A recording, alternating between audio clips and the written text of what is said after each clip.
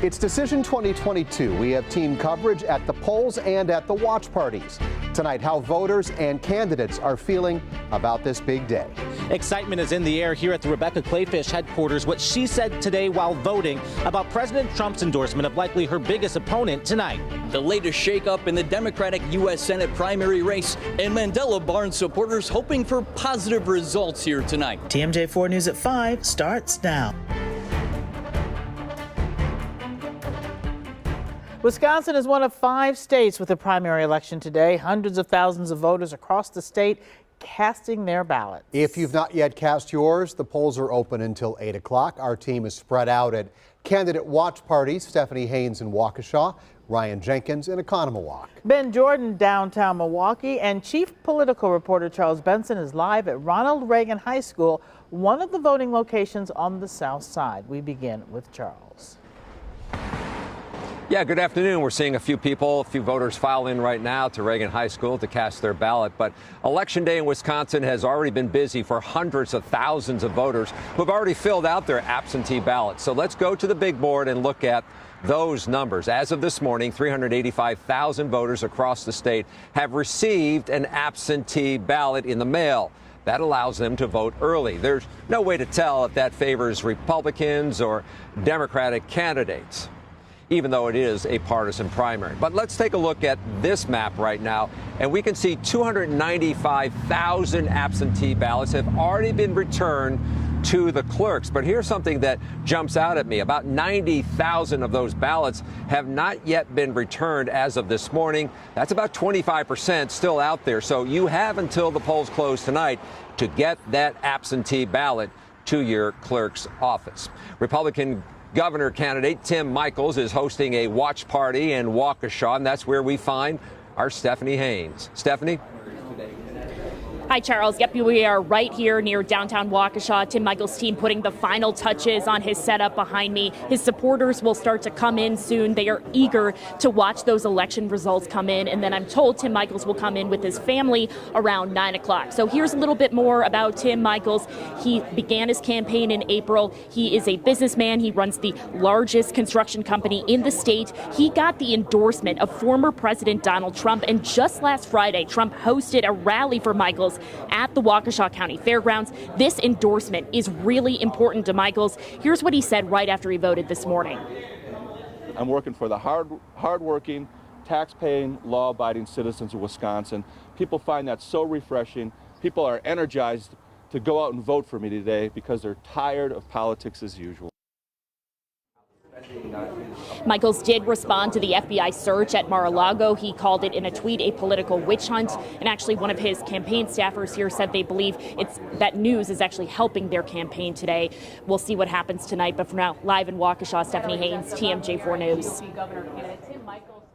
Yeah, this is not Michels' first time on the ballot. He ran for the U.S. Senate in 2004. Thanks, Stephanie. Michels, meanwhile, his opponent, Rebecca Clayfish, is hosting a watch party in Oconomowoc. Ryan Jenkins is there now live. Ryan. Yeah, good evening. We're expecting to be let inside this watch party in the next hour here at this sports bar in downtown Oconomowoc. Right now really is just kind of the calm before the storm. We're seeing a few supporters kind of trickle in. We're expecting to see many more in the hours ahead. We do know that the former lieutenant governor has had a busy day already today. Our cameras were rolling when she went first thing this morning to cast her ballot in Sullivan. Polls have been showing businessman Tim Michels and Clayfish neck and neck leading up to today. And on this primary election day, that competition is still fierce. These campaigns drawing huge endorsements in recent weeks. Clayfish is endorsed by former Vice President Mike Pence. And as you just heard in Stephanie's report, her opponent Michels is endorsed by former President Trump. And while they're at her polling location this morning, Clayfish was asked whether she thinks Trump endorsing Michels will help or hurt her campaign. Here's her response. Ultimately, the endorsements that have mattered to me, the endorsements I think that have mattered most in this race, are the endorsements of the regular people of Wisconsin. And also, while at her polling location, Clayfish was really doubling down on some of her big campaign points, like her fight against inflation and its impact on Wisconsin families, her call for safer streets and reduced crime, and her plan on education here in Wisconsin. Again, we're expected to get through these doors within the next hour, and then we'll have all the updates from this campaign throughout the night. But for now, reporting live in Oconomowoc, Ryan Jenkins, TMJ4 News. Yeah, we'll see if any of those endorsements mattered when the results come in. Thanks. In addition to Michaels and Clayfish, there are two other candidates still running, Adam Fisher and Tim Rantham. Kevin Nicholson dropped out of the race.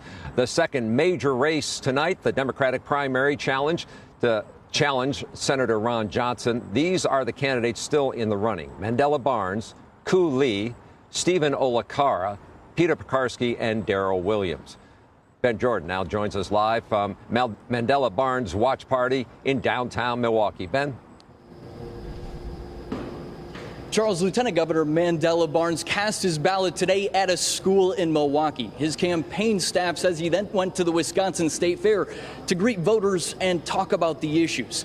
Tonight, he'll be right here at the Cooperage, where hundreds of his supporters are expected to gather to watch the results come in. Now, just about a month ago, this was believed to be a highly competitive primary race, but that was before three competitors dropped out to endorse Barnes. State Treasurer Sarah Godlewski, Bucks executive Alex Lazary, and Outagamie County Executive Tom Nelson were trailing Barnes in the latest Marquette Law School poll. All three have pledged their support for Barnes to be on the ticket in November. That Marquette Law School poll also showed respondents believe Barnes has the best chance of unseating incumbent Senator Ron Johnson in the general election. The poll showed Barnes had a 2-point lead over Senator Johnson in June, which is within the poll's margin of error. Several other Democratic candidates are still in the race, as Charles mentioned, and back here at the watch party, U.S. Senator Tammy Baldwin will be introducing Mandela Barnes. I'm told by his campaign staff he's expected to arrive right around 8 o'clock here tonight. Reporting live in downtown, Ben Jordan, TMJ4 News. All right, Ben, yeah, it was certainly unprecedented to see so many of those candidates drop out just days before the election. Another race that we are watching tonight, the Trump-endorsed candidate Adam Steen is looking to unseat incumbent Robin Vos. That is in the 63rd Assembly District. Vos is also the Speaker and the most powerful Republican in the Assembly. So voters will also narrow the field in the race for Secretary of State as well as Lieutenant Governor. So, Steve and Carol, a lot on the ballot here. And so it's interesting to see all these different races. It is a partisan primary, so voters will have to make a lot of choices. I'll send it back to you guys. We'll be watching the drama tonight. Charles Benson, thanks. Thank you, Charles. Well, if you have yet to cast your ballot, go to tmj4.com/decision2022. You'll find your polling place and a rundown of what you need to bring with you. There's just a couple of hours left. Once the polls close, we, of course, will update that page with race results.